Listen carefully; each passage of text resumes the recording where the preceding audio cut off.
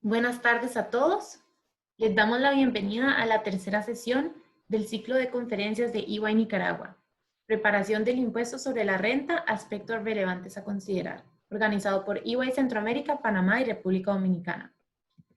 Les agradecemos que si tienen preguntas nos las hagan llegar por medio del botón de Q&A que está ubicado en la parte de abajo en el panel de control de sus pantallas.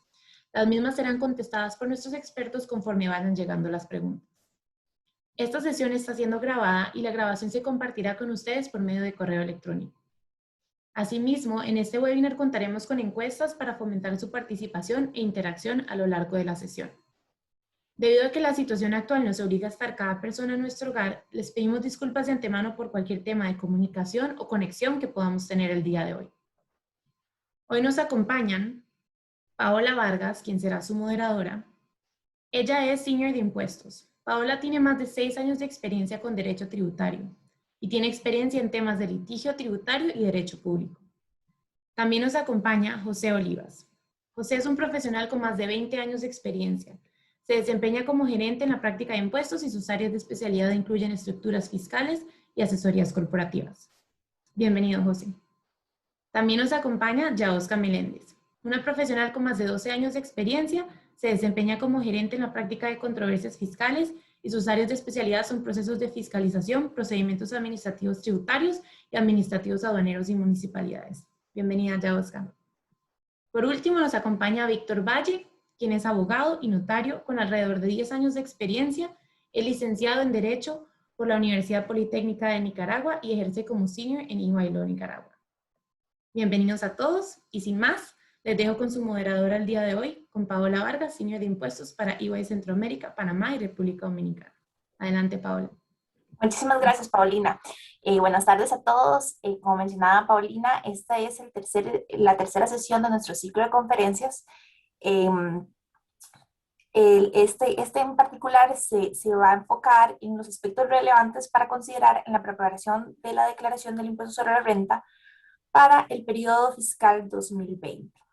Recordemos que faltan apenas 5 días para que venza el plazo para presentar la declaración, la cual se tiene que presentar el 28 de febrero. Y que todos los contribuyentes, ¿verdad?, están obligados a cumplir con esta obligación.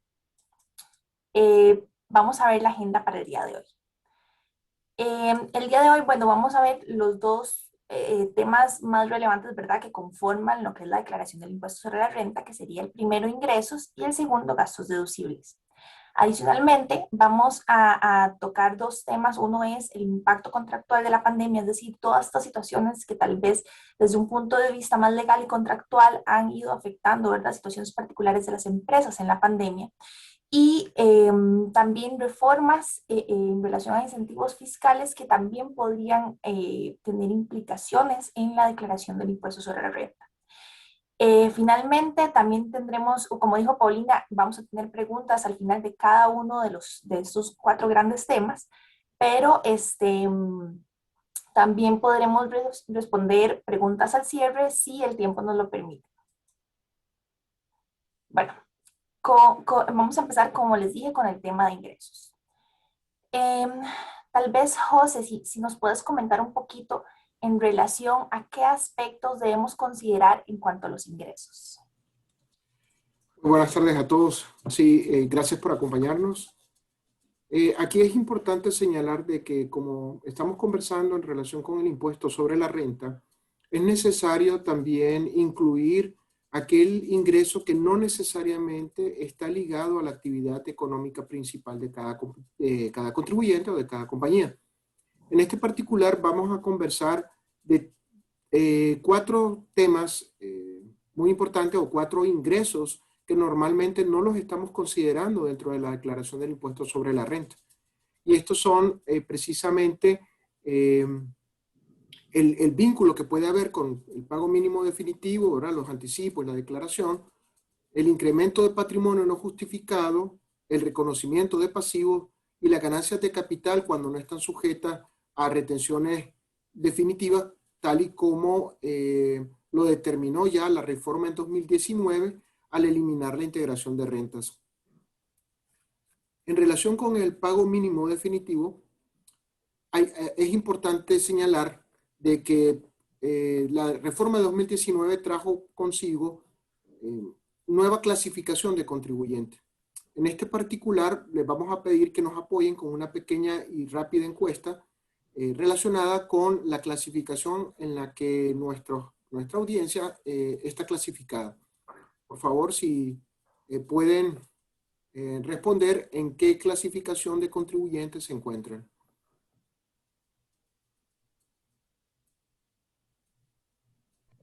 Muchas gracias, José. Vamos a dar un poquito menos de un minuto. Ya vamos por 50%, entonces necesitamos hacer su voto en estos momentos, ya que ya casi cerramos la encuesta.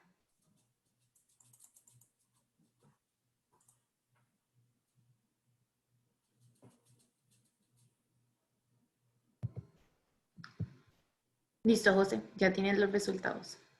Perfecto. Bueno, como pueden observar en los resultados, nuestra audiencia está conformada principalmente por grandes contribuyentes, seguido de demás contribuyentes o los contribuyentes regulares, y por último, por principales contribuyentes.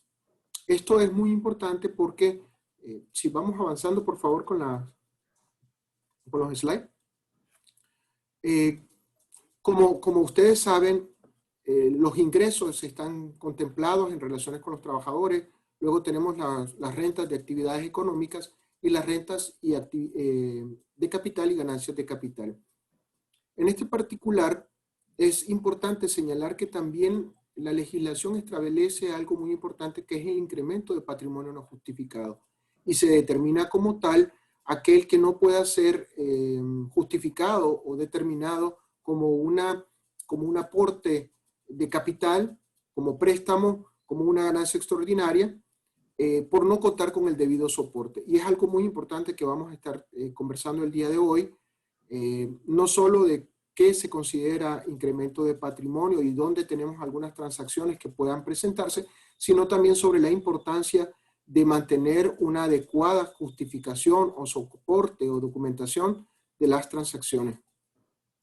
Como veníamos conversando, el anticipo o el pago mínimo definitivo sufrió algunas variaciones que nos llevó a una nueva clasificación del 1% para los contribuyentes regulares. Estos son aquellos que no superan los 60 millones, los principales contribuyentes, aquellos que superan los 60 millones de córdobas anuales, pero que no alcanzan a superar los 160 millones. Por el contrario, todos los que superan esa cifra de 160 millones van a ser considerados como grandes contribuyentes. Avanzamos, por favor. De conformidad con la nueva clasificación y con los ingresos que ustedes están proyectando dentro de la declaración, nos gustaría que nos ayudaran a completar la siguiente encuesta también, relacionada a que si por el reporte de estos ingresos existirá alguna variación en la categoría o clasificación de cada contribuyente.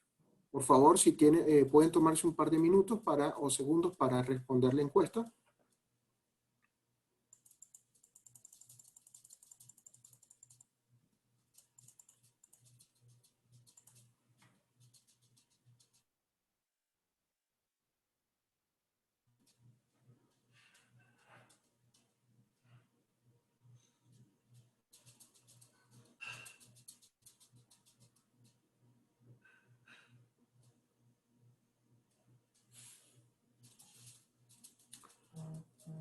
Ok, como resultado tenemos que la mayoría va a permanecer en gran contribuyente. También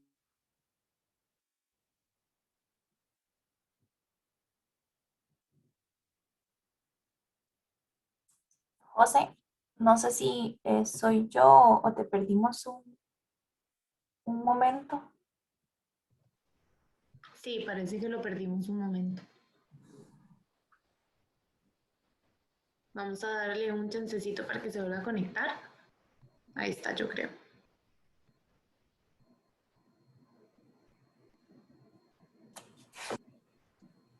perfecto. Pasamos a la siguiente, por favor. No sé si hubo tal vez un Sí, pequeño delay en la transmisión, pero hablábamos propiamente de que según la encuesta, pues la audiencia que nos acompaña el día de hoy no va a presentar un cambio en su clasificación como contribuyente. Vamos a, así es. vamos a conversar ahora un poco de lo que es patrimonio, incremento de patrimonio no justificado y por qué es importante enlazarlo o unirlo con la encuesta anterior, porque como vamos a conversar, no es necesariamente el ingreso por actividad económica el único que debe reflejarse en una declaración de impuestos sobre la renta, o incluso ver qué medidas podemos tomar para evitar que exista un incremento de patrimonio no justificado.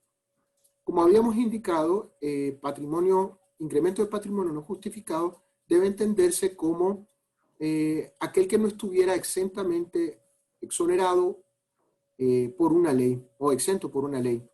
Se define como incremento de patrimonio no justificado aquellos ingresos recibidos y que no puedan justificarse o documentarse a través de un aporte de capital o de una ganancia extraordinaria o de alguna renta de capital o ganancia de capital sujeta a una retención definitiva.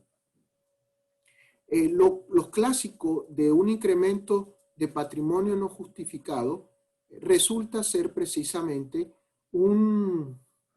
aquellos aportes que han sido puestos a disposición de la compañía por parte de los socios.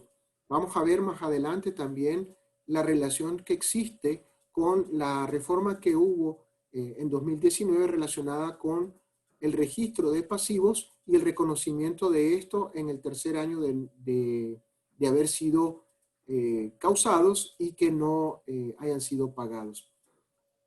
Nos hemos encontrado con muchas ocasiones en las que hay un incremento en los activos de las compañías sin alguna justificación. Entiendo que ya Oscar vamos a conversar un poco de eso. Ya Oscar nos va a platicar cómo inciden financieramente las revaluaciones y cómo de alguna manera muchas veces cometemos el error de suministrar información a las autoridades fiscales que están vinculadas o ligadas estrictamente a temas financieros con declaraciones o con información que debe ser estrictamente de tipo fiscal. ¿Qué sucede? Que para el fisco, cuando no tenemos ninguna razón de haber recibido ese aporte o ese ingreso, se presume de que este constituye un ingreso de actividad económica. Es decir, si los socios aportan y no llevan a cabo un proceso respectivo de aumento de capital, se corre el riesgo de que la compañía sea sujeta al pago de IR sobre ese aumento de capital no efectuado. También tenemos conocimiento, y creo que a muchos de ustedes les pudo haber pasado, que cuando en una declaración existe un incremento en las cuentas o en el renglón de activos, la DGI bloquea el sistema y pide la documentación que justifique tal incremento. Entonces ahí hay que ser muy cuidadoso en que no se refleje de forma errada la inexistencia de un ingreso constitutivo de renta, sino más bien, por el contrario, que exista la documentación soporte necesaria para que éste pueda ser debidamente clasificado como un aporte por parte de los socios, una ganancia extraordinaria sujeta a una retención definitiva o cualquier otro tipo de ingreso cuyo impuesto haya sido pagado en el momento de su generación. Avanzamos un poco, por favor. El reconocimiento de pasivos, como lo mencionábamos, con la reforma del artículo 39 ocurrida en 2019, se establece en su inciso 1 que son deducibles los gastos pagados y los causados durante el año gravable. Y en el artículo 29, que reglamenta precisamente el numeral 1 del artículo 39 de la ley, el reglamento nos señala que los gastos debidamente causados deben de registrarse como deducibles, pero con la salvedad de que si estos no son pagados en 2 años desde su registro, en el tercer año deben de considerarse como un ingreso. Aquí el ejemplo clarísimo podría ser el manejo o el pago de intereses. Por un lado se contabiliza y se registra el pasivo de intereses, pero por otro lado tenemos el capital. Entonces, si no se registra debidamente como un préstamo, se corre y no se pagan los intereses en 2 años, se corre el riesgo de que el interés causado se contabilice o se registre fiscalmente como un ingreso, pero también el préstamo en cuanto a su capital, por no irse pagando, va a encontrar una justificación o podría encontrar una justificación por parte de la administración tributaria para que sea considerado como un incremento de patrimonio no justificado. Entonces, son dos situaciones que pueden perfectamente evitarse y que debemos de tomar en cuenta a la hora de realizar nuestra conciliación fiscal en cuanto a ingresos. El tema aquí importante es cuándo comienza ese cómputo de 2 años. Para algunos podría ser a partir de la reforma, es decir, a partir de 2019.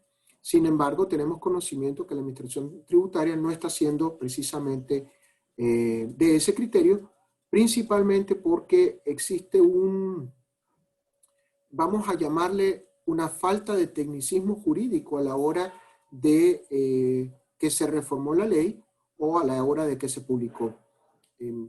En términos generales, como principio fundamental, la ley no debería ser retroactiva, pero en este caso sí hay, digamos, una redacción o unos elementos que pueden determinar que el registro de ese cómputo inicia antes del 2019. ¿Cuáles son estos elementos? Bueno, si el contribuyente consideró como deducible precisamente ese pasivo. Si lo consideró en su declaración de periodo 2018-2017, pues precisamente está dando una consideración de que ese cómputo inicia precisamente en esos años y no después de 2019. A partir de 2019 sí existe una obligación de registro de estos pasivos en cuanto a que deben considerarse como deducibles para que en caso de no pagarse en el transcurso de 2 años sean considerados como un ingreso en el tercer año. Avanzamos, por favor. Acá tenemos la siguiente encuesta, solo para efectos de generar un debate si es necesario y movilizar un poco las preguntas que tenemos en los espacios adecuados. ¿Hay pasivos significativos en tu compañía, tales como deudas por préstamo, contratos regionales, uso de propiedad intelectual, licencias?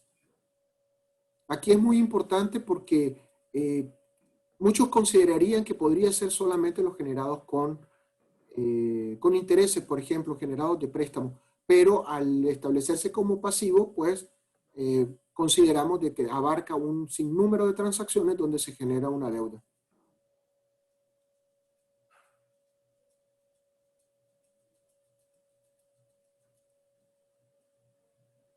Vamos a ver qué nos dice la encuesta. El 70% nos señala de que, prácticamente el 69% nos señala de que sí existen pasivos significativos y el 31% nos señala que no. La siguiente encuesta, por favor. ¿Cuánto tiempo tienen de registrados los aportes no capitalizados en tu compañía?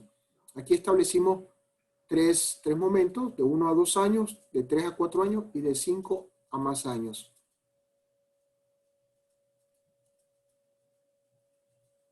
Vamos a ver qué nos dicen.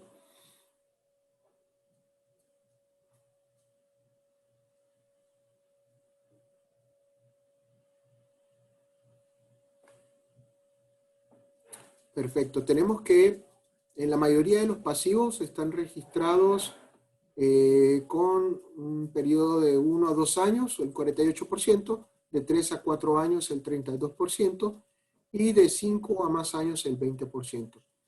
Entonces aquí la anotación importante a realizar es, recordemos que el cómputo del plazo va a depender precisamente de cómo se registró y si se consideró como un gasto deducible.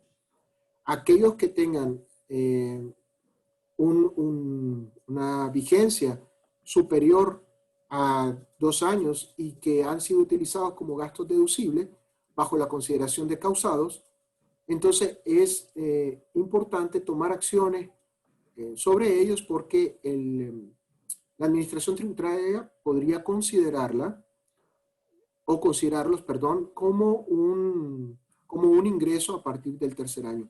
Para aquellos que fueron registrados a partir de 2019, pues el cómputo iniciará a partir precisamente de ese año.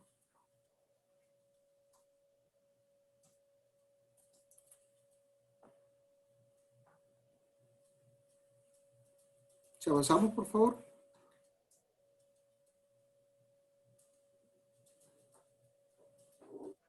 Ok, José, tal vez nos comentas un poco en relación con el reconocimiento de pasivos. Sí, básicamente en relación también con las encuestas que veíamos, aquí lo importante es identificar la vigencia, ¿no? Como señalaban las encuestas, la vigencia está precisamente relacionada con el hecho generador.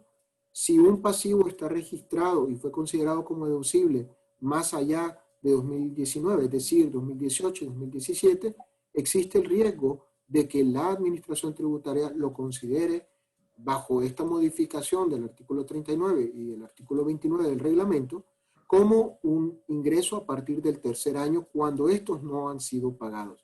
Por el contrario, si han sido pagados, pues básicamente se está cumpliendo con la regla establecida por la normativa. En el caso de Nicaragua es importante señalar esto porque recuerden que en 2018, además de 2019 donde estuvo la reforma, y en 2020 con la pandemia, existen situaciones que pueden o que pudieron haber generado algún tipo de incumplimiento en el pago de esos pasivos por parte de la compañía. Entonces habrá que generar algún tipo de relación o una modificación, que también Víctor nos platicará más adelante sobre eso, sobre aquellas transacciones en las que nosotros tenemos deudas o pasivos registrados y que requieren una modificación a efectos de darle un soporte y una claridad fiscal a esa situación. ¿Sí? Avanzamos, por favor. Bueno, tal vez antes de entrar a la parte de gastos, tenemos una pregunta de nuestros participantes en el chat que podríamos ir revisando. La primera es, ¿cuál es el porcentaje de incremento de activos que provoca el bloqueo de declaración? Ok, en ese particular no hay unos parámetros para decir exactamente cuáles. Sin embargo, nosotros hemos notado que cuando estos se incrementan en un porcentaje superior al 20%, es cuando más existen los bloqueos o las alertas al sistema.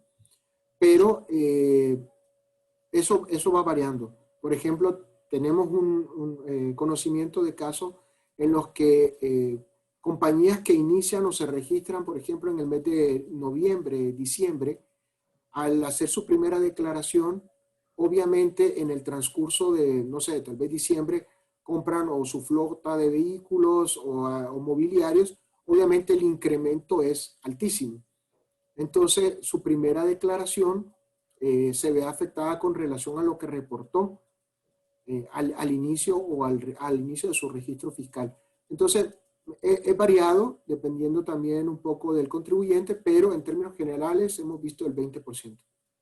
Pero entonces, José, nada más como para aclarar esta segunda pregunta de la persona que está participando en el webinar, no depende entonces este porcentaje de la clasificación del contribuyente, de las clasificaciones que vimos al inicio. Así es, no depende. Las tres clasificaciones están sujetas a esta posible revisión, obviamente a través de su administración de renta.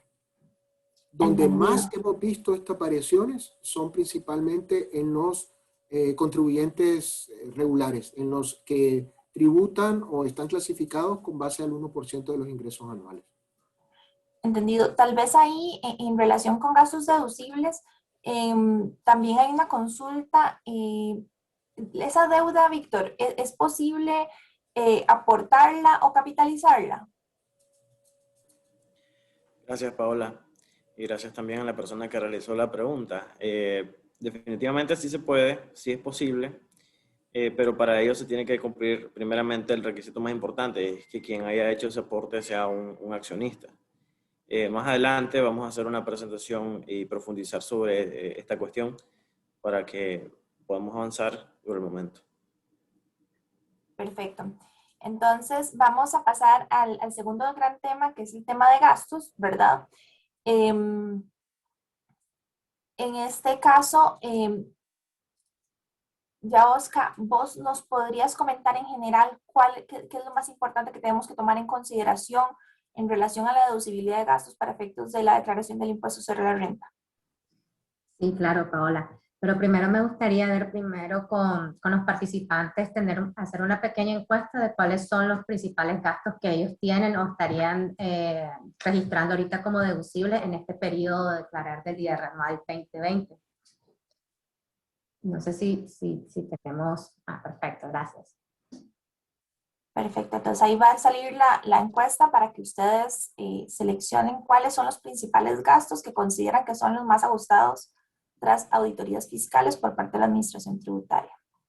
Igual lo pueden tomar como en consideración de lo que estarían ustedes declarando ahorita en el periodo. También pueden verlo entre lo más que creen que ustedes va a ser un proceso de fiscalización o lo que ustedes estarían declarando ahorita con el IR anual 2020. Perfecto. Gracias, Paola. Tenemos unos segundos más antes de tener el resultado. Ok. Entonces, si pueden ver, el gasto más fuerte o es un poco el tema relacionado con intercompanies o empresas relacionadas. Podemos avanzar en la siguiente diapositiva. Ok.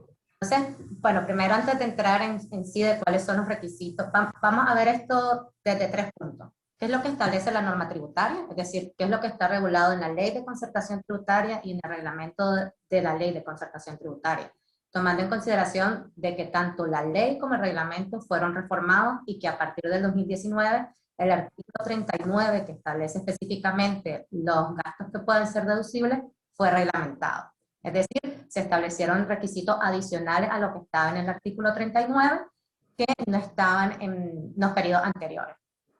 Primero eso, ¿qué es lo que establece la norma? Después, ¿cuáles son los criterios de la administración tributaria? Es decir, ¿cuáles son los criterios que la administración tributaria ha estado estableciendo por medio de procesos de fiscalización y que, no desafortunadamente, pero que se ha detectado que el Tribunal Aduanero Tributario Administrativo ha reiterado o ha confirmado estos criterios de la administración tributaria y que inclusive se tiene, no conocimiento, pero ya hay resoluciones de la Corte Suprema de Justicia en donde los criterios de la administración tributaria que fueron confirmados por el Tribunal Aduanero Tributario Administrativo los mantiene la Sala de lo Contencioso Administrativo. Y un tercer punto de requisitos adicionales prácticamente que te pide el equipo de auditoría para fiscalizar o para soportar tu gasto. Entonces, bueno, primero, ¿qué es lo que te establece la normativa? La normativa específicamente el artículo 39 y el artículo 42 de la Ley de Concertación Tributaria. Y el artículo 29 del decreto 01-2003, que es el reglamento, fue completamente reformado en el 2019. ¿Qué es necesario para un gasto? Te establece primero, y sí en ese tema sí hay que hacer mucho hincapié, que es necesario que sea necesario o esté vinculado para generar renta gravable del periodo. Es decir, es necesario de que tenga una conexión con actividad económica que la compañía o el contribuyente realizó en ese periodo fiscal. Segundo, que se cuenten con los soportes o comprobantes necesarios y que estos tengan el número de identificación del contribuyente. Este requisito, por simple que pareciera, es prácticamente la clave de los procesos de fiscalización, porque la administración tributaria le está dando, como decimos así, la pelota al contribuyente para que tenga o suministre todos los comprobantes fiscales para soportar su operación o su gasto deducible. Y no lo limita solo a un tema de registros contables y a un tema de factura, sino que también dentro de los comprobantes tiene que demostrar la documentación de que ese gasto se dio, o sea, que fue necesario, que se brindó y los soportes del mismo. Y el otro tema, la retención y gastos del periodo, es decir, no te puedes decir un gasto de un periodo anterior. Aquí, tal vez, si podemos ir avanzando. Gracias, Paola. Aquí en este tema de la retención y de gastos por periodos anteriores, vamos a ver más adelante de que aunque la ley, el artículo 42 de la Ley de Concertación Tributaria te establece que un gasto va a ser deducible en el periodo en que se establezca o se aplique la retención y se entere a la administración tributaria, lo que es la administración tributaria y lo que es el tribunal y las salas de los contenciosos o la corte han venido modificando la ley de cierta manera o estableciendo un criterio que realmente no solo te pide de que el gasto se aplique, o sea, que para que un gasto sea deducible te pide, uno, que se aplique, que sea en ese periodo fiscal, y segundo, que la retención se entere en ese periodo fiscal. En este sentido es, si yo tengo un gasto del periodo 2020, pero la retención la estoy aplicando en el periodo 2021, ese gasto no va a ser deducible ni en el 20 ni en el 21, porque en el 20 no documenté, aunque lo pagué en el 20, la documentación de la retención que enteré a la administración tributaria fue en el 21. Entonces, al día de hoy, la que es la administración tributaria y el equipo de los procesos de fiscalización es un tema que ha mantenido su criterio de manera unánime. O sea, no hay, desafortunadamente no se ha podido revertir este tema en lo que son los tribunales aduaneros, ni en la sala de los contenciosos administrativos. Es decir, se ha mantenido con el TATA y en la Corte. Entonces se tiene que recordar este tema en el sentido de, aunque la norma me establece de que la retención, aunque mi deducibilidad se tiene en el periodo en que yo aplico la retención, si esa retención soporta un gasto en un periodo anterior, no va a ser deducible. Ahora, en relaciones la posibilidad de deducciones de intereses, creo que es importante tomar en consideración de que igual este es un tema que fue modificado con la reforma del 2019, se establece un requisito, se establecen requisitos adicionales, en este caso, que son prácticamente requisitos que se estaban requiriendo, valga la redundancia, en los procesos de fiscalización. Normalmente cuando había un proceso de fiscalización de préstamos o de pagos de intereses, la administración tributaria te pedía, uno, de que se comprobara de que hubiera un desembolso de los fondos del préstamo, segundo, de que ese desembolso hubiera sido utilizado para generar renta dentro del periodo, y igual el tema de la retención de los intereses. Esto prácticamente se vino a establecer también con las reformas del 2019. Entonces, esto es muy importante porque si se puede ver normalmente, lo que hemos visto en la práctica, es que obviamente los intereses que me estoy deduciendo en el periodo 2020 no son de un préstamo que me otorgaron normalmente en el 2020, sino de periodos anteriores. Y justificar o vincular un préstamo que se otorgó, supongamos, en el 2010, todavía me estoy aplicando una posibilidad o estoy pagando intereses en el 2020, ¿cómo esos soportes pueden justificar de que este gasto que estoy teniendo es generador de renta aún al periodo? Entonces ahí es una clave en temas de cómo vincular o realizar un tema de comprobantes de mi gasto al momento que voy a incurrir en él o que voy a suscribir este contrato de préstamo para lo que es la entidad local. Porque obviamente hubo un desembolso y obviamente la inversión se dio en la compañía, pero es poder documentarlo para los periodos subsiguientes en el cual ese gasto todavía va a seguir. Igual el tema de pérdidas por caducidad, destrucción y merma, este es un tema prácticamente que fue reglamentado en el 2019. que hemos visto en temas específicos de la administración tributaria, ha tomado una posición un poco cerrada en temas de destrucción. En este sentido, se tiene un conocimiento de que no está autorizando destrucción de productos, entonces prácticamente está limitando al contribuyente o a las compañías en ejercer este derecho de deducibilidad. Este tema lo vamos a ver más adelante, igual voy a pedirle a mis compañeros que me apoyen en ese sentido. Y tal vez seamos avanzando, también tenemos más adelante, porque esto es como en general retenciones no efectuadas, gastos de otros periodos, el tema de depreciación también lo vamos a ver más adelante, y con el tema de depreciación es muy similar al tema de los intereses, de los préstamos, los soportes. Cuando la compañía hace una inversión y adquiere ciertos activos, estos activos se los van a depreciar por un periodo subsiguientes en los cuales se requiere prácticamente que se tengan los soportes al momento de fiscalización. Entonces, lo que quiero que se tenga un poco en mente en tema de la deducibilidad de sus gastos y de los requisitos es la parte de los comprobantes, ese requisito que te establece la ley y que prácticamente no te enumera cuáles son los comprobantes que el contribuyente tiene que cumplir para que ese gasto sea deducible.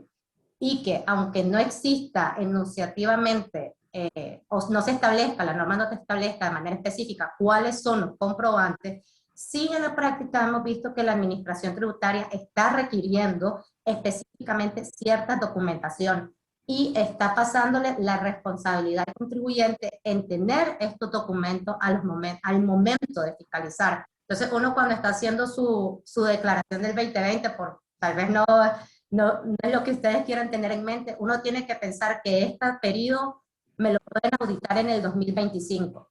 Hasta el 27 de febrero del 2025 la administración tributaria tiene la facultad de fiscalizarme este periodo. Y si la administración tributaria me fiscaliza este periodo, realmente todos los gastos que yo estoy declarando, tengo los soportes necesarios para que esa clasificación de deducibilidad no sea revertida.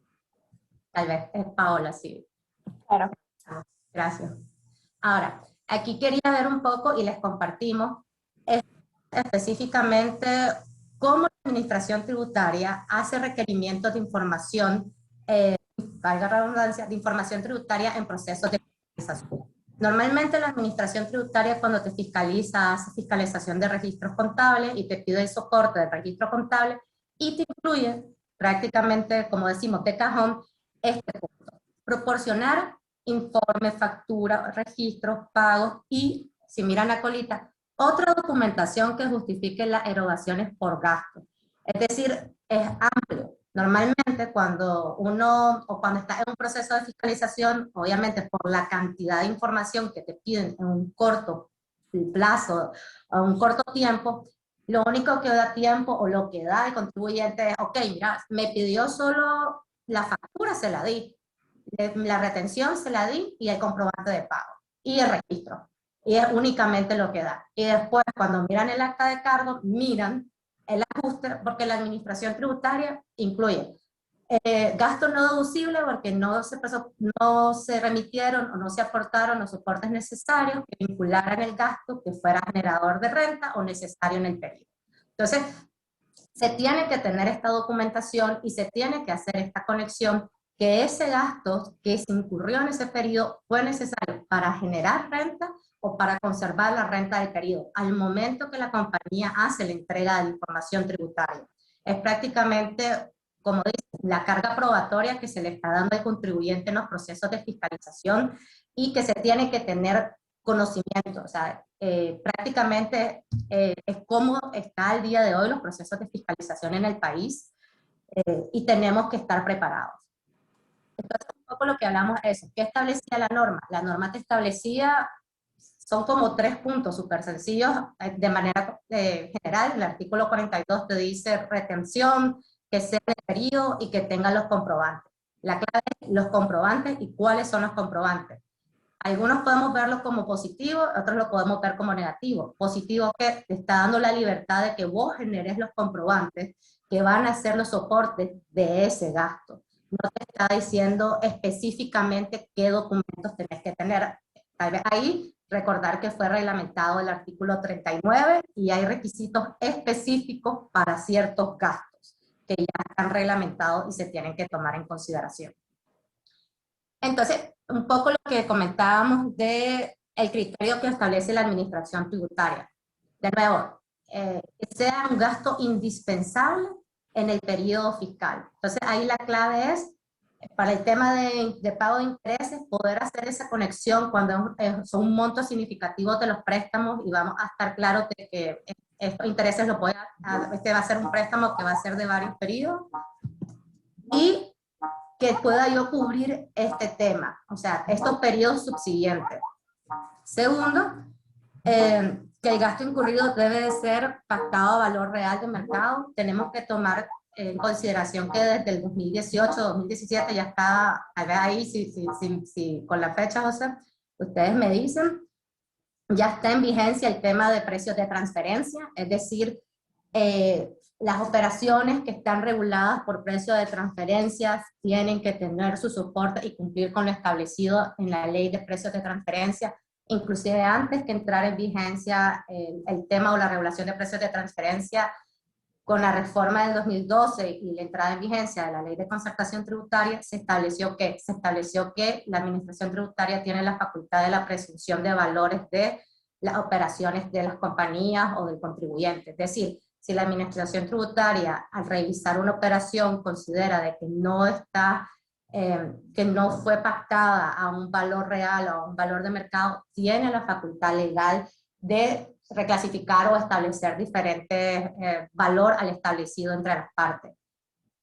Ya existen resoluciones del tribunal, ya hemos visto procesos de fiscalización en donde han modificado valores de operaciones tanto en empresas relacionadas como en empresas no relacionadas.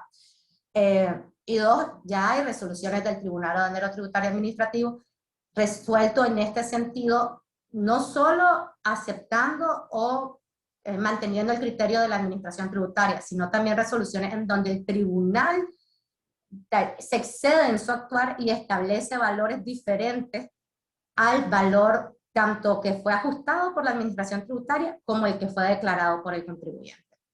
Entonces sí es clave y es indispensable que esas operaciones, no solo las que cumplen con normativa de precios de transferencia, sino que todas las otras operaciones que tenemos con proveedores o terceros no relacionados estén pactados a un valor de mercado en el caso de que sean casos extraordinarios, ejemplo, descuentos extraordinarios por cliente específico. Se tiene que documentar por qué ese precio o ese valor es diferente al resto de mis proveedores, al resto de mis clientes. Lo tenemos que documentar para que el día que la administración tributaria venga a preguntarme por los mismos, ya tenga los documentos soportes correspondientes. Okay. Igual, de nuevo, que estén vinculados, se requiere para la deducibilidad que el gasto, un poco lo que le comentábamos, que sea incurrido, prácticamente uno tiene que ser incurrido en el mismo periodo fiscal, tiene que ser pagado en el mismo periodo fiscal y en el mismo periodo fiscal se tiene que aplicar la retención. Tienen que coincidir estos tres puntos para que el gasto sea deducible. Desafortunadamente, sí, la ley de concertación tributaria, el artículo 42, establece otros puntos, o sea, establece algo diferente, pero la administración tributaria te está requiriendo en específico que cumpla con estos tres requisitos. Entonces, en este sentido es importante que las compañías tomen en consideración de que si ellos tienen al final del periodo un tema de algún pasivo o algún tema de que no, discúlpeme. Okay. Entonces, si la compañía tiene registrado al final del periodo alguna cuenta que tiene que pagar, pero al final no lo va a pagar en ese periodo, sino lo va a pagar en el periodo anterior, tiene que revertirlo. Si se queda sin revertir, ese gasto no va a ser deducible. Entonces, no sé si podemos avanzar.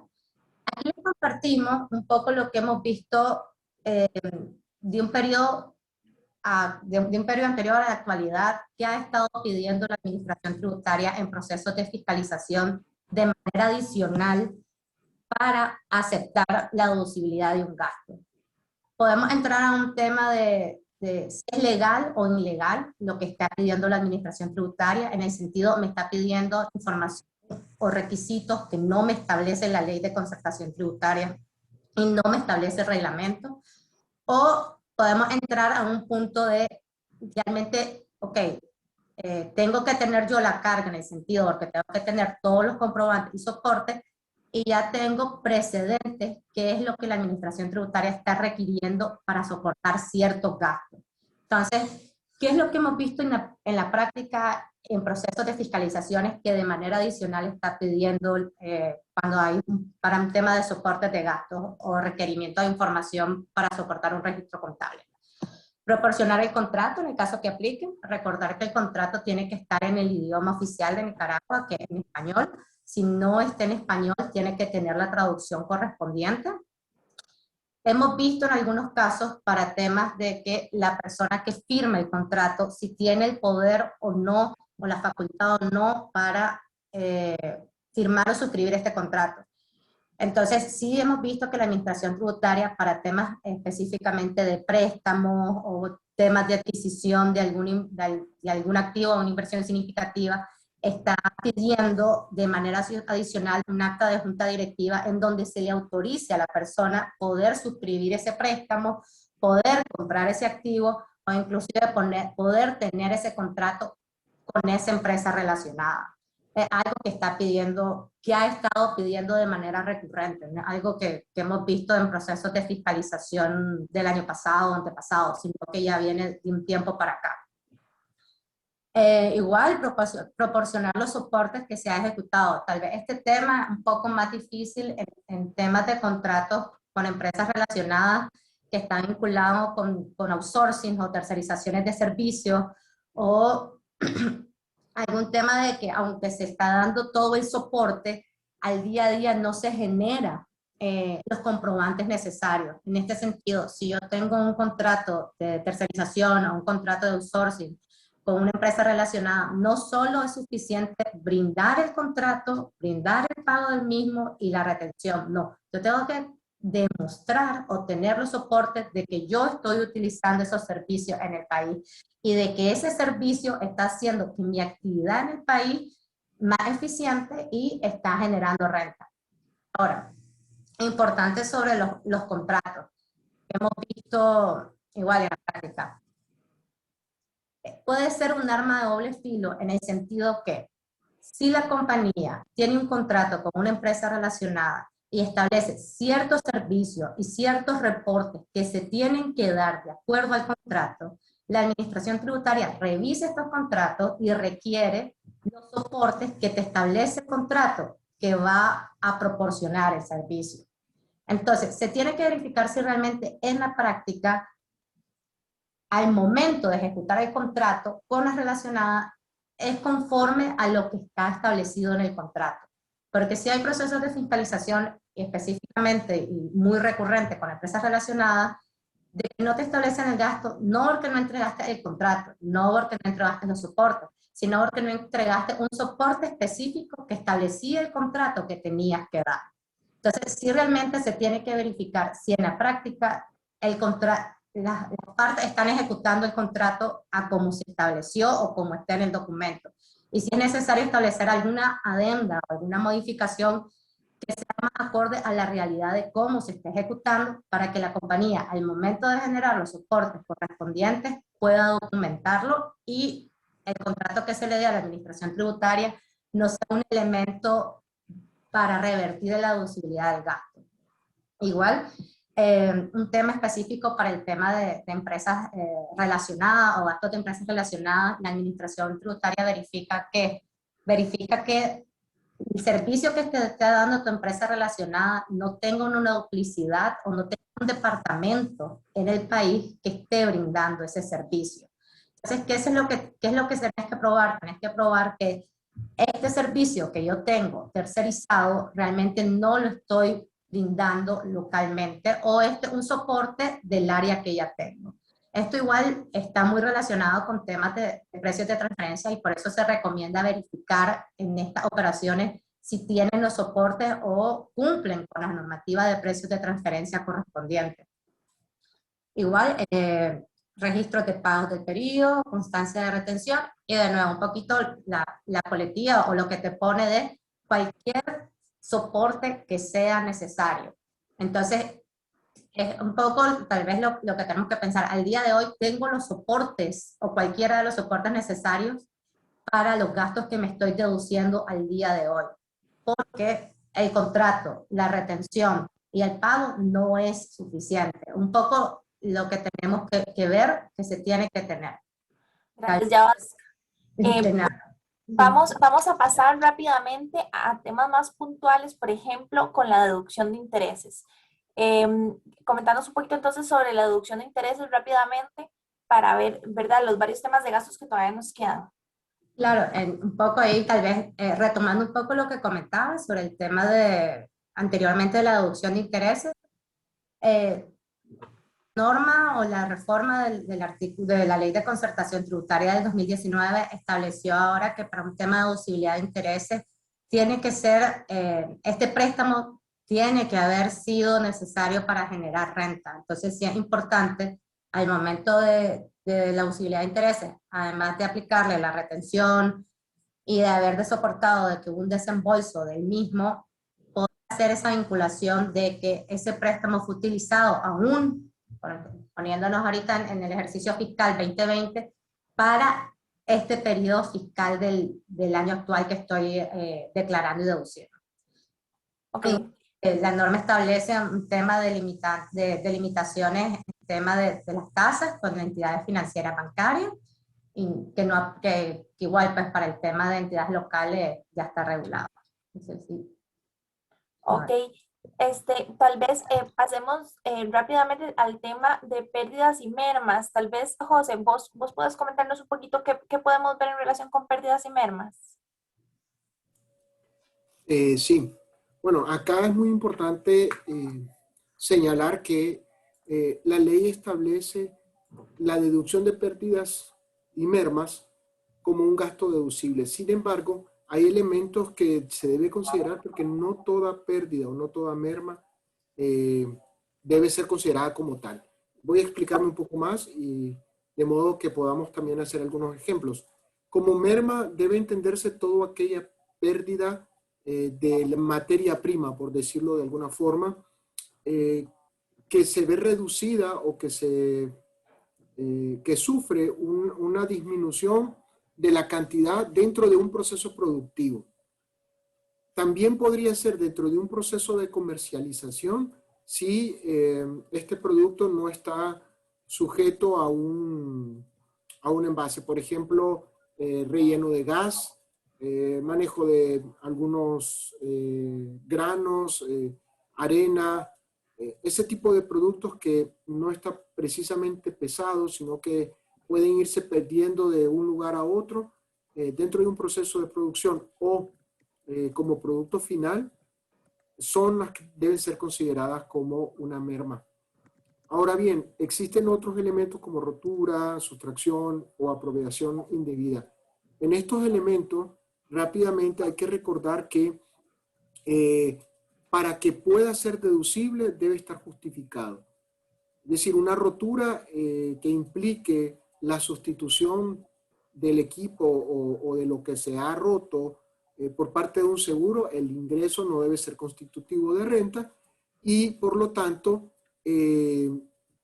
solamente será deducible el periodo o la cuota correspondiente al plazo en que se utilizó ese equipo. Posteriormente empezará un nuevo proceso de depreciación con base en los valores de reposición o el equipo que ha sido sustituido por esa rotura. Ahora bien, también es importante señalar que las pérdidas por caducidad deben estar comprobadas. No basta simplemente con un proceso de destrucción, que dicho sea de paso, debe ser aprobado por la Administración Tributaria. Debe estar conceptualizada esa pérdida como debe estar documentada, sobre todo con aquellos productos que pudieron haberse manejado de una forma que ya no admiten una transformación. También el contribuyente debe demostrar de que ha hecho sus mejores esfuerzos por colocar esos productos dentro de un periodo previo a su caducidad, ya sea por una política de descuento o ventas que proporcionen un crédito y que haya una rotación del inventario. Pero no simple y sencillamente porque se haya caducado un producto, debemos de considerarla como deducible. Entonces hay que considerar varios elementos, no solamente el aspecto formal de lo que está establecido en la ley, sino, como ha venido mencionando claramente ya Oscar, todo el proceso de documentación, todo el proceso que conlleva el darle a la autoridad tributaria los elementos de juicio necesarios para considerar el gasto como deducible. Ok, tal vez si continuamos rápidamente con los gastos entre compañías, particularmente los intangibles y la amortización de esos intangibles. Sí, aquí también hay algo muy importante que manejar y es los gastos que pueden haber entre partes relacionadas directamente vinculados a intangibles.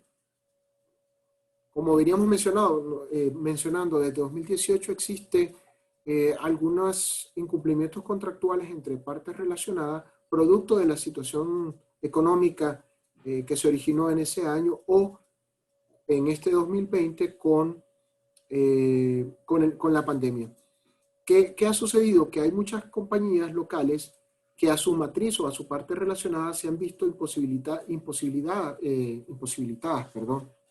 para realizar los pagos pertinentes y se tienen que tomar decisiones que involucran precisamente esta suspensión de pago.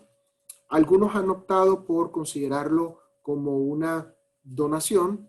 Eso tiene o conlleva a una ganancia de capital por parte de quien dona o quien recibe, dependiendo de la circunstancia, expuesta a un 15% sobre el valor condonado. Entonces, eso, en caso de que no se dé ese tratamiento, podríamos incurrir en lo que veníamos hablando anteriormente, en el reconocimiento de ese pasivo como un ingreso. Específicamente con los intangibles, la amortización de esto establece la ley de que opera con base en la ley de la materia. Intangible normalmente lo vemos vinculado a propiedad intelectual, usualmente a la licencia de marcas. Las licencias de marcas están reguladas por la ley de la materia y te pueden dar un registro por 10 años. Sin embargo, una licencia puede estar sujeta a un periodo más corto o a un periodo más largo. En ese particular será precisamente deducible lo que corresponda al pago de esa licencia por el uso de ese intangible. La segunda forma de consideración de deducibilidad es la ley de la materia, la primera; la segunda, el valor contractual que se establece; y la tercera posibilidad es con base en normas NIF, cuando así no se ha establecido en el contrato o no existe una ley específica. En este caso pueden incluirse licencias de uso de software, por ejemplo, algo que mencionaba ya Oscar con relación a los gastos entre compañías. Cuando no existe una evidencia de que estás usando estas licencias o cuando no hay evidencia de que tenés el soporte adecuado por parte del equipo de IT de la matriz, es cuando la administración tributaria empieza a cuestionar estos gastos. Por eso es necesario documentar el involucramiento de todas las áreas en el requerimiento también de las necesidades de los usuarios dentro de la compañía y así poder soportar la necesidad y la conceptualización de ese gasto como necesario para conservar y también para incrementar la renta. Gracias, José. Tal vez pasando más rápidamente a otro tema en relación con el gasto, la depreciación y su respectiva documentación. Tal vez ya Oscar nos puedes comentar un poco al respecto. Claro que sí. Aquí un poco retomando lo que decía inicialmente o lo que decía anteriormente, es indispensable recordar que probablemente las depreciaciones de activos que me estoy aplicando en este periodo 2020 son temas o son de activos que adquirí en periodos anteriores. ¿Qué es lo que te pide la administración tributaria para tema de depreciación de activos? Uno, el tema de demostrar la adquisición del mismo y el costo de adquisición, que es prácticamente el que me voy a estar depreciando en la vida útil de activo. Entonces, ¿qué es el punto? Si vienen, supongamos en el 2025, que me van a fiscalizar el periodo 2020, realmente tendré los soportes de esos activos que me deprecié en el periodo. Lo que hemos visto es que normalmente no, porque cuando te dicen, bueno, son 4 años de prescripción, prácticamente el contribuyente, o normalmente lo que hemos visto es que lo miran desde ese periodo, es decir, lo que yo adquirí en el 2020 más 4 años, sin tomar en consideración que en temas de activos probablemente son activos que yo tengo en algunos casos 20 años para depreciarme. Entonces, estoy en el 2020, apenas declaré el 5.º año o el 6.º año, realmente tengo el soporte y tengo el soporte para el periodo en que me van a estar revisando. Entonces, se tiene que verificar, insisto o reitero, tenemos que verificar que lo que yo estoy declarando en este periodo, en este 2020, sí tengo los soportes correspondientes. Tal vez ahí, Víctor, nos puede decir un poco qué podría hacer o qué documentos podría el contribuyente soportar en temas de activos. Gracias, Oscar. En este caso, lo que el contribuyente debe tener a mano siempre es la manera de mostrar que es titular de dichos activos. Podría ser un contrato de compraventa del bien que estamos hablando, o inclusive una factura. Eso es lo que les podría servir. Al final, lo importante es que haya una documentación que acredite debidamente que es titular de esos activos. Y la clave, el costo de adquisición. También otro punto y que tenemos que tomar en consideración y que hemos visto, en algunos casos, por aplicación de normas contables, se ha visto de que algunos activos se le incluyen, o dentro del registro de activos se le incluye costos asociados a la recuperación del activo o por mantenimiento del activo. Recordar de que estos costos asociados, que no son una representación de un nuevo activo, no está reconocido por la norma o por la ley de concertación tributaria para modificar el valor del costo de adquisición del activo. Es decir, financieramente podrá ser aceptado, pero fiscalmente no.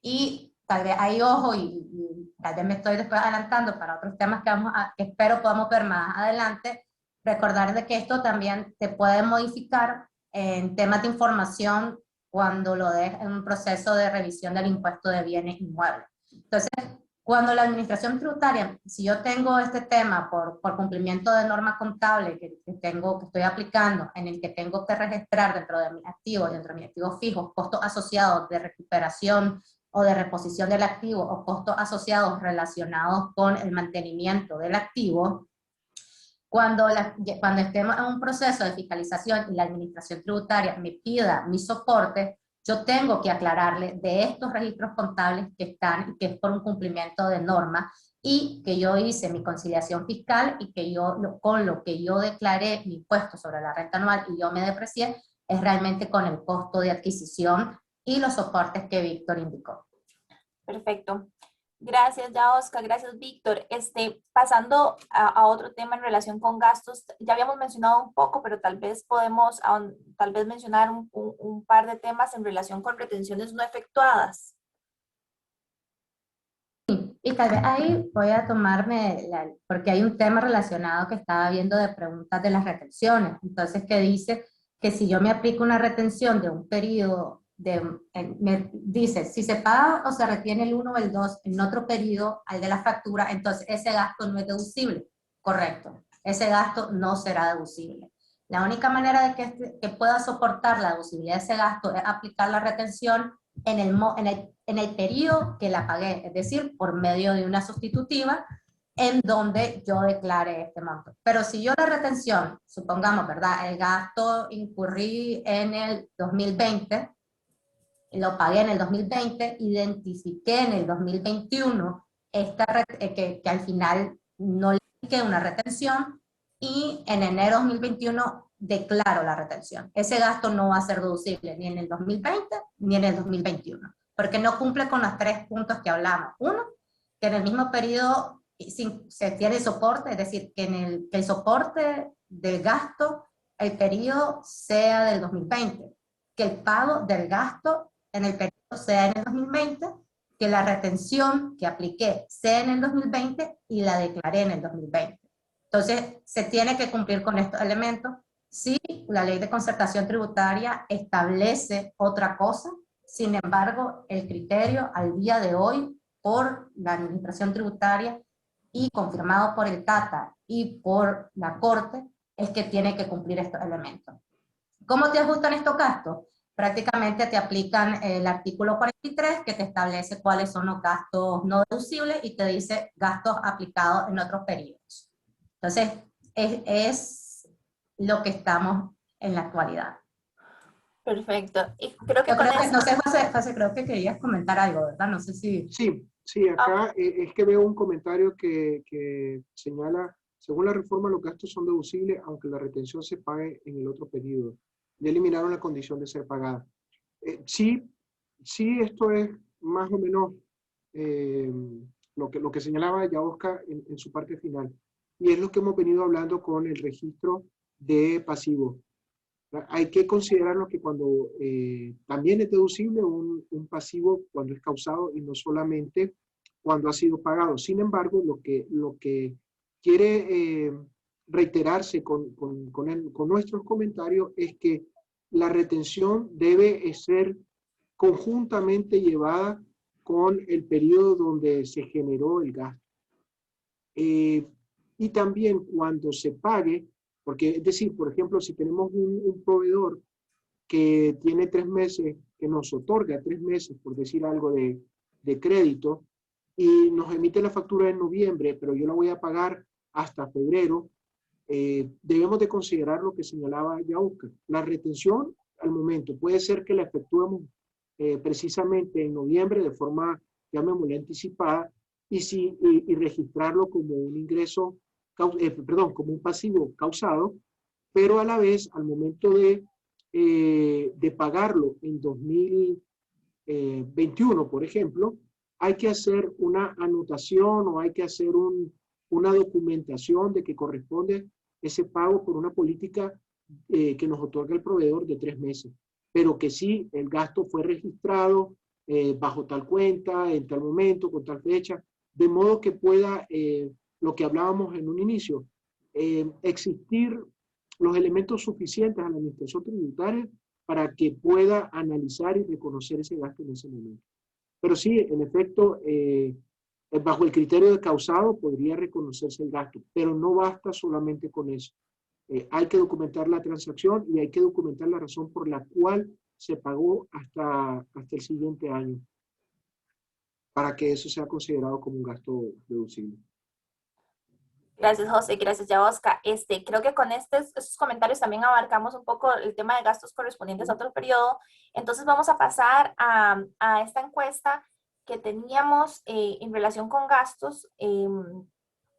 Tal vez, si nos ayudan, la primera es, ¿han tenido solicitudes de revisión de escritorios de parte de la Administración Tributaria durante el periodo 2020? Durante el periodo, perdón, del 2020, sí o no, si pueden utilizar estos segundos para responder.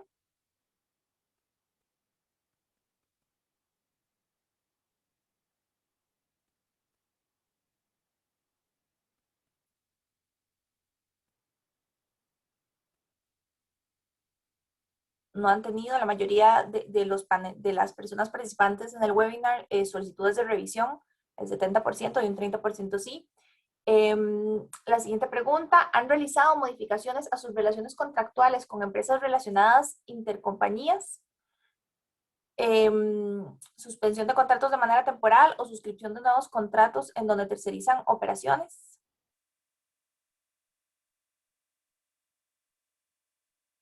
Si pueden ayudarnos con su votación en estos segundos, se los agradecemos mucho.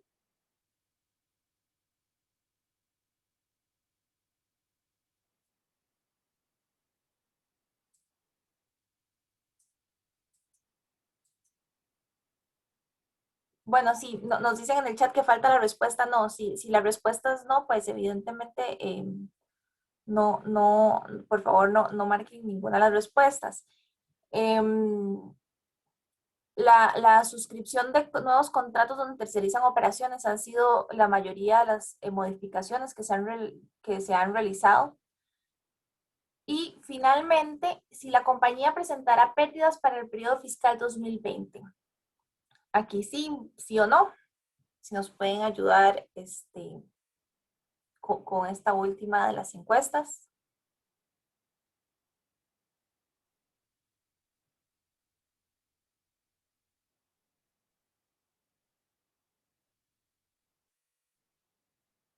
Vamos a ver los resultados y la mayoría de las compañías no van a presentar pérdidas para el periodo fiscal 2020. Apenas un 32% de nuestros participantes van a presentar pérdidas. Entonces, tal vez rápidamente ya, Oscar, considerando las respuestas de las encuestas anteriores, si nos puedes comentar cuáles son los principales detonantes en una fiscalización. Sí, creo que voy a retomar prácticamente el tema de los contratos y que igual más adelante lo vamos a ver con Víctor. Creo que, como indicamos inicialmente, en este tema, empezando por la mayoría, que es suscripción de nuevos contratos de tercerización, indispensable que documentemos que es necesario, que este contrato que estoy suscribiendo y que no tenía en periodos anteriores, es indispensable para generar renta del 2020 e indispensable para sus operaciones. Y revisar internamente qué áreas no de negocios, pero sí qué áreas tengo en la compañía y si estos no se están duplicando o no hay funciones similares que estoy tercerizando. Esto es importante y está relacionado porque sí, unos detonantes en un proceso de fiscalización es cuando se mira incrementos significativos en los gastos de periodos anteriores. Si este contrato que estoy implementando va a modificar mucho lo que he estado declarando anteriormente en temas de gasto. Es cierto, la administración, yo tengo un colega que siempre decía de que el tema de los procesos de fiscalización es como una lotería. Y si te vas a arriesgar, no sabes cuándo va a salir tu número y es una posibilidad. Es una lotería en que están todos los contribuyentes, nos guste o no. Entonces, no las estamos jugando, como dice. Entonces, en ese sentido, para el tema de los contratos de empresas relacionadas, es ver esta parte, porque sí, de cajón, como decimos también, revisiones o las cuentas de pago a empresas relacionadas es algo que siempre van a revisar en procesos de fiscalización, es algo que la administración tributaria verifica que realmente la compañía no esté aumentando sus gastos para erosionar la renta gravable. Entonces, ¿qué es lo que yo tengo que demostrar como contribuyente o lo que yo tengo que soportar? Que este nuevo contrato, en este contexto actual que se vivió en el 2020, lo que vino a hacer es hacer operativamente más funcional la empresa. Y no que es un tema que en el contexto actual de 2020 vino a aumentar gastos o vino a un tema de erosionar renta gravable o renta que se podía tener en el periodo. Entonces sí es importante internamente ver qué es lo que estuve declarando anteriormente en temas de gasto y si este contrato que estoy implementando va a incrementar de manera significativa el gasto del periodo 2020 que podría activar un detonante o un tema de revisión de parte de la administración tributaria. En tema de los contratos que fueron suspendidos, un poco documentar por qué los suspendí para evitar que la suspensión del contrato en el periodo 2020 no me comprometa periodos anteriores al 2020. Es decir, si en este periodo del 2020, que fue extraordinario, no es necesario ese servicio, ¿por qué era necesario en periodos anteriores? Entonces, ¿qué es lo importante? Lo importante es mis periodos no prescritos. Revisar cuando yo autoricé o cuando se implementó esta medida de suspensión del contrato, si documenté por qué es que se aplicó y que si va a ser por un lapso de tiempo. Igual creo que Víctor va a ver este tema más adelante y me estoy adelantando. Entonces, un poco aquí lo que estamos viendo son principales detonantes en un proceso de fiscalización, también en temas de que si la compañía está declarando pérdidas, que vi que no era la mayoría, o está declarando pérdidas de manera recurrente, o la administración tributaria ha detectado de que la compañía, un contribuyente activo, aún en el contexto pandemia o contexto COVID, y está declarando pérdidas en el periodo, es algo que sí dentro de su sistema genera un tema de revisión. O sea, si yo te estoy viendo en el mercado y te estoy viendo activo y te estoy viendo invirtiendo y te estoy viendo que no cerraste negocio, no fuiste realmente afectado y te estás declarando pérdida, es algo que va a ser un tema de revisión del periodo. Son tipos de detonantes que nosotros decimos o que establecemos cuando la administración tributaria compara, porque no sé si alguno de ustedes ha tenido la oportunidad de revisar un expediente de proceso de fiscalización. La administración tributaria, antes de entrar a fiscalizar al contribuyente, sí dentro de los documentos hay un expediente previo en donde hace un estudio del contribuyente y hace un comparativo de periodos anteriores. Entonces sí hay esta realidad de este estudio y sí hay este comparativo de cuántos gastos en relación de proporcionalidad de gastos que me deducí de un periodo al otro y se incrementó ciertos gastos específicos. Entonces, yo creo que podemos avanzar. Igual hablábamos un poco, está relacionado con los soportes, ahí tal vez rápido, relevancia de las pruebas en los procesos de fiscalización está relacionado directamente con los soportes de los gastos deducibles. Tengo que dar los documentos soportes de la deducibilidad de gastos, que no es simplemente un registro contable y una constancia de retención o pago, sino hacer la vinculación de que este gasto, reitero, es indispensable y necesario para el periodo. Perfecto, gracias, Yahuasca. Tal vez ya finalizando con el tema de gastos, vamos a dejar las preguntas para el final para poder avanzar, que estamos un poquito sobre la hora, con el tema de todo el impacto contractual que ha tenido la pandemia. Entonces, aquí nuestro especialista Víctor El Valle nos va a ayudar un poco en relación con este tema. Víctor, en la actualidad, considerando, ¿verdad?, la pandemia que está quejando a nivel mundial, ¿es el Estado de Nicaragua, acaso el Estado de Nicaragua ha decretado medidas de emergencia aplicables desde el punto de vista contractual, procedimental o de alguna otra esfera relevante? Gracias, Paola. Sí, voy a tratar de ser conciso con los temas. Estos temas que voy a hablar yo son meramente jurídicos que se relacionan de una u otra forma con los temas tributarios que ya mis compañeros han venido mencionando. Inclusive algunos me han ayudado porque han mencionado temas contractuales, lo cual obviamente va a ayudar para que se agilice la exposición y todos los participantes también puedan disponer de su tiempo.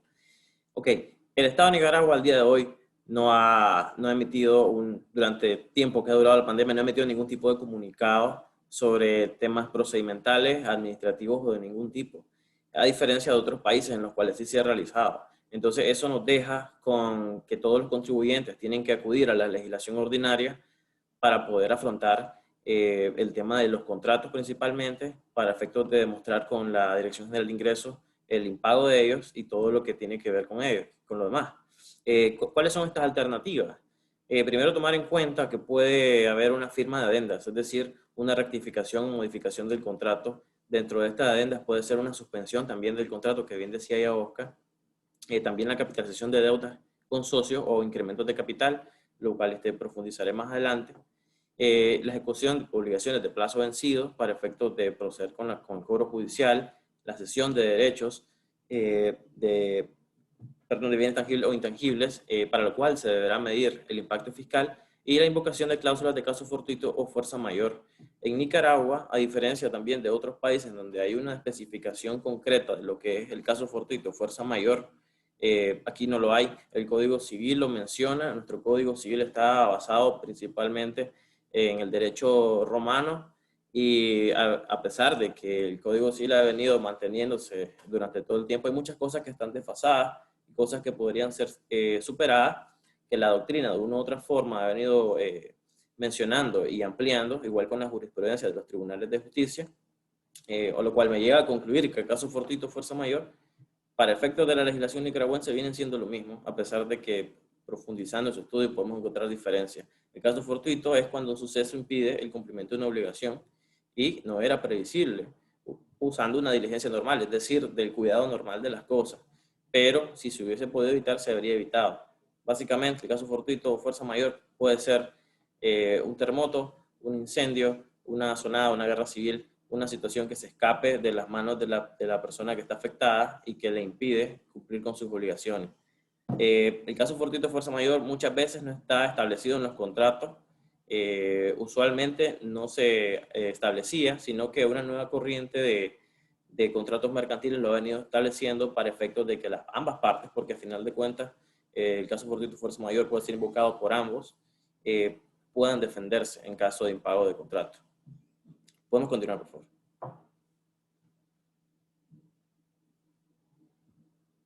Desde el punto de vista laboral, los contribuyentes también pueden acudir primeramente a aplicar la terminación de la relación laboral sin causa justificada, establecido en el artículo 45 del Código de Trabajo.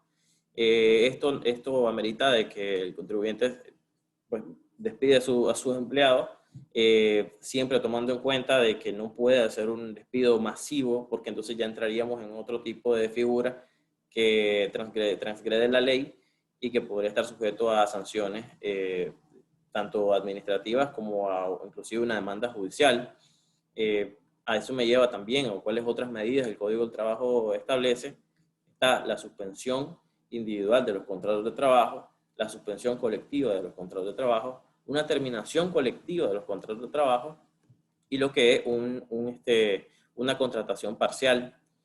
En los tres primeros casos hay que cumplir con un procedimiento administrativo que es breve para efectos de que el Ministerio del Trabajo acredite de que no se está haciendo nada en detrimento de la relación laboral, es decir, no se está transgrediendo los derechos irrenunciables de los trabajadores y que efectivamente se les está pagando su liquidación como es en regla. Y ahí es donde viene el tema del impuesto, porque obviamente hay parte de la liquidación que tiene que ser declarada dentro del IR.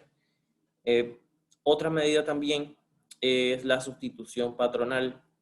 La sustitución patronal, en nuestra experiencia al día de hoy, se está aplicando bastante a menudo, sobre todo tomando en cuenta de que a partir del año 2018 hubieron consecuencias económicas para algunos más graves que otras, y entonces se ha optado por tomar esa decisión. La sustitución patronal es básicamente cambiar de lo que es un empleador a otro.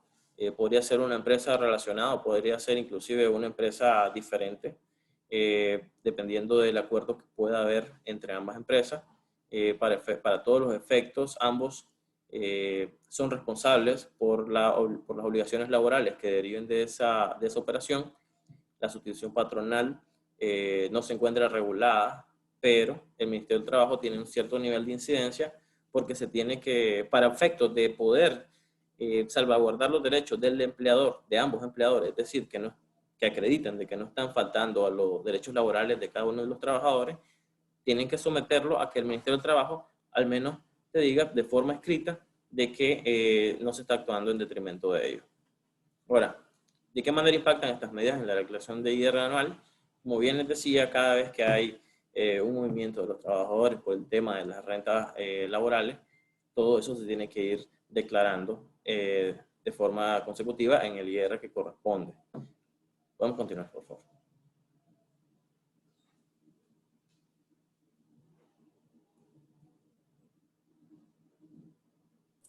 ¿Estás en mute, Paola?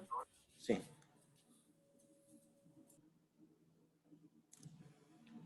Sigue en mute, Paola. Gracias, qué pena. Víctor, contanos antes de continuar, ¿qué tipo de medidas laborales es la más aplicada según tu experiencia? Bueno, al día de hoy nosotros hemos tenido que atender casos en los cuales se hace suspensión colectiva de contratos de trabajo. A veces la suspensión colectiva, dependiendo de qué tan grande ha sido el impacto financiero sobre la empresa, viene siendo una terminación colectiva después de una suspensión. Es decir, que se suspenden los contratos y si la empresa no se ve recuperada, entonces se aplica lo que es la terminación colectiva, que para todos los efectos conlleva un procedimiento administrativo que es sumamente breve, en el cual el Ministerio del Trabajo se tiene que pronunciar, como bien decía anteriormente, para que, digamos, acreditando de que no se están transgrediendo derechos laborales. Ok, gracias. Ahora sí, Tal vez si nos comentas un poco en relación con los incrementos de capital social. Claro, este es un tema muy importante. El incremento de capital social para efectos de la legislación mercantil es cuando una sociedad mercantil incrementa lo que es su capital social inicial. Hay dos tipos de sociedades que son mayormente utilizadas en Nicaragua y dependiendo de la sociedad que es este contribuyente, va a depender de cómo se va a implementar el incremento de capital social. Si es una sociedad anónima, entonces, que es la mayoría de los casos, en Nicaragua al menos, se tiene que proceder a hacer todo el trabajo corporativo, de que quede bien asentado en el libro de acta, que todo quede de forma clara sobre lo que consiste el incremento, las razones de por qué, y llevarlo con documentos notariados ante una sede judicial.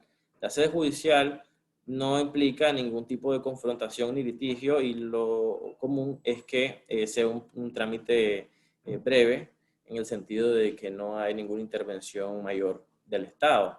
Sin embargo, podría ser, dado que no hay un plazo definido sobre este proceso de jurisdicción voluntaria, podría ser de que el trámite se alargue.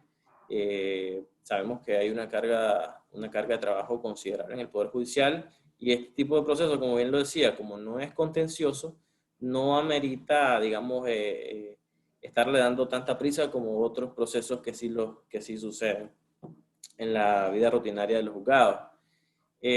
Tomar en cuenta de que la Corte Suprema de Justicia le pide a los notarios que están realizando todos estos documentos notariales corporativos referentes a los incrementos del capital social, de que llenen un informe o un reporte previo a proceder a ingresarlo en los juzgados, de manera de que, en aras, mejor dicho, de poder ser transparente y de que también los notarios somos sujetos obligados para efectos de resguardar los derechos públicos para que no haya lavado de activos u otro tipo de delitos similares, acreditar de que el dinero y la operación es transparente, de que no se está transgrediendo derechos de accionistas minoritarios, ni tampoco se está tratando de afectar a terceros de alguna u otra manera.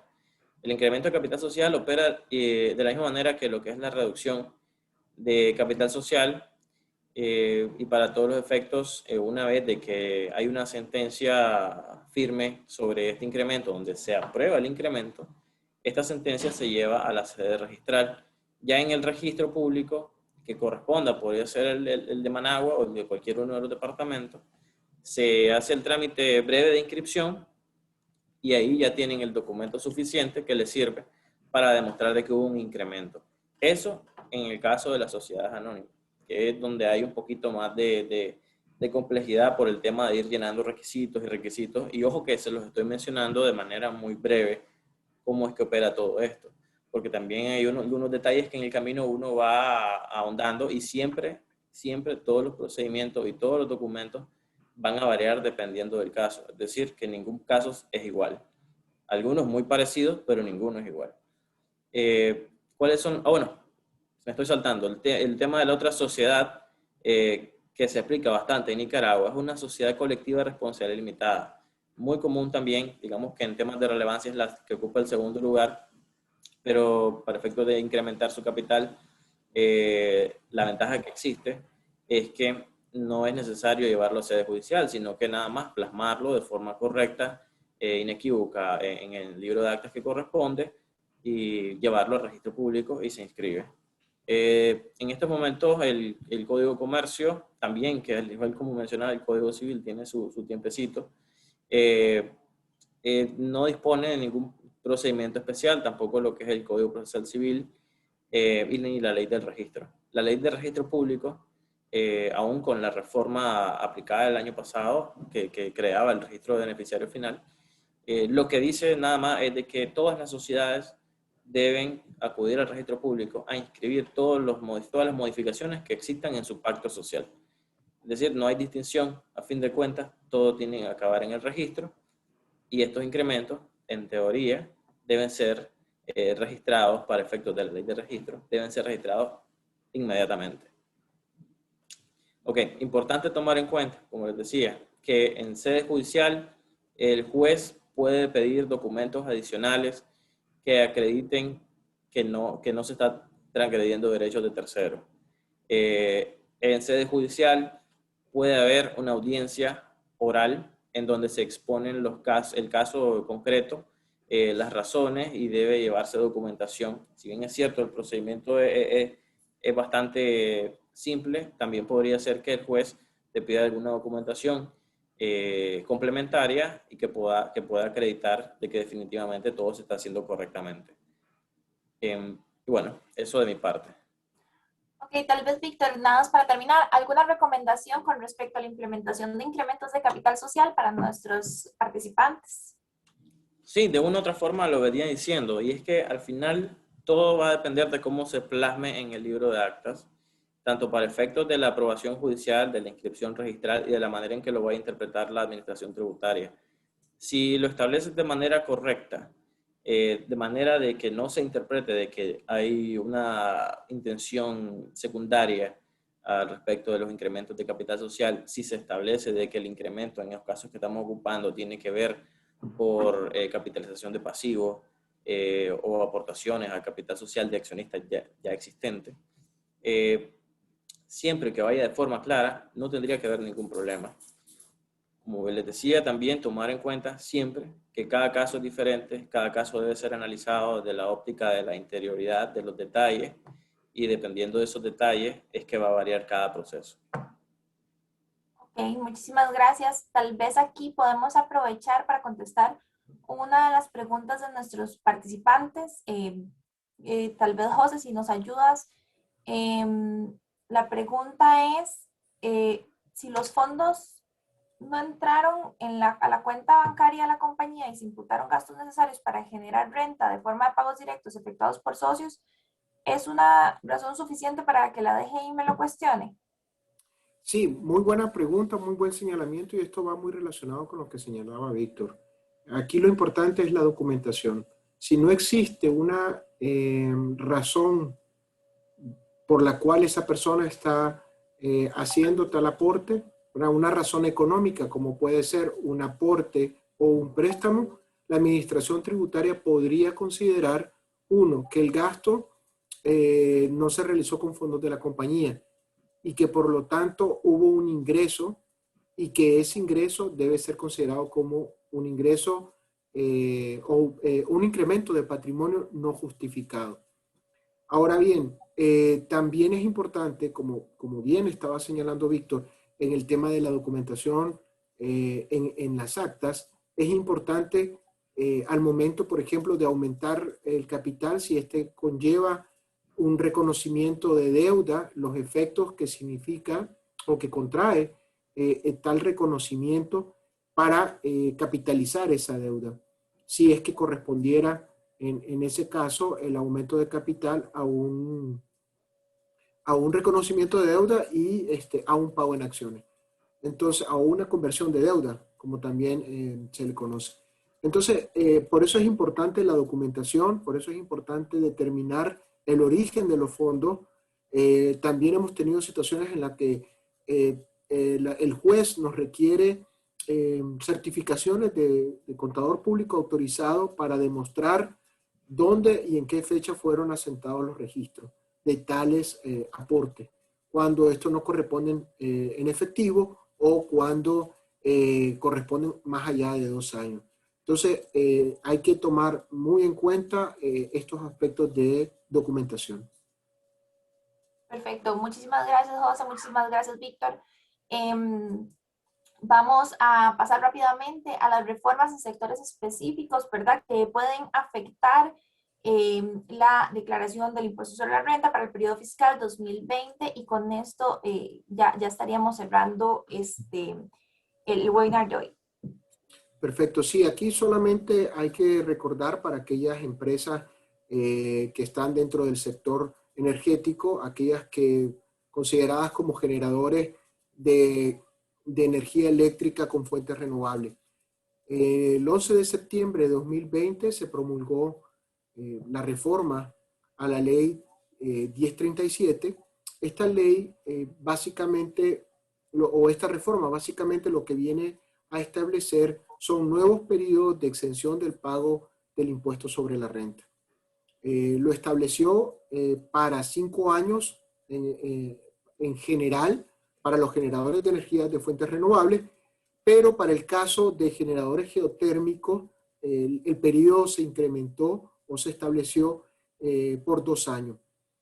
La limitante que establecía la reforma o que estableció la reforma es que además de verse traducido estas modificaciones con los distribuidores en los precios que le llegarían al consumidor, esta aplicación debería o debió haberse formulado antes del 31 de octubre. Esto ha generado una serie de cuestionamientos de a partir de cuándo se supone que empieza esa exención. Durante la práctica nos hemos ido, o mejor dicho, el criterio, partimos de que el criterio es claro en que la ley dice que es a partir del 1 de noviembre. Sin embargo, la emisión de las constancias respectivas han venido siendo emitidas de forma muy lenta porque hay que demostrar precisamente el impacto o la transformación de esta modificación en la reducción de precios y ya tenemos conocimiento de que la Administración Tributaria a través de la Dirección General de la Dirección Jurídica Tributaria está emitiendo constancia a partir del 1 de noviembre. Esto podría haber generado, con base en la declaración, el pago de anticipo para los meses de de noviembre y diciembre y verse de alguna manera afectado el ingreso en la declaración de este periodo. Entonces, para tomar en cuenta, ¿verdad?, aquellas compañías que sí optaron por la modificación de sus contratos de generación con los distribuidores y que sí solicitaron en tiempo esa actualización ante el Ministerio de Energía y Minas y por ende ante la Dirección Jurídica Tributaria, son las únicas compañías que pueden hacer ejercicio de este beneficio. Muchísimas gracias, José, por esta intervención en relación con las reformas de los sectores específicos. Vamos a pasar a las preguntas de cierre. Ya estamos bastante sobre la hora, entonces tal vez nada más podemos un par de consultas. La primera es que si la DGI ya puede pedirle al contribuyente el estudio de precios de transferencia. No sé si ya Oscar o José nos puede contestar rápidamente esta. Sí. Bueno, en este particular todavía no tenemos conocimiento de que la DGI esté requiriendo el estudio de precios de transferencia. Sin embargo, ya está vigente, podría constituir un mecanismo de prueba, una documentación soporte para establecer no solo los valores de la transacción, sino la necesidad de la transacción.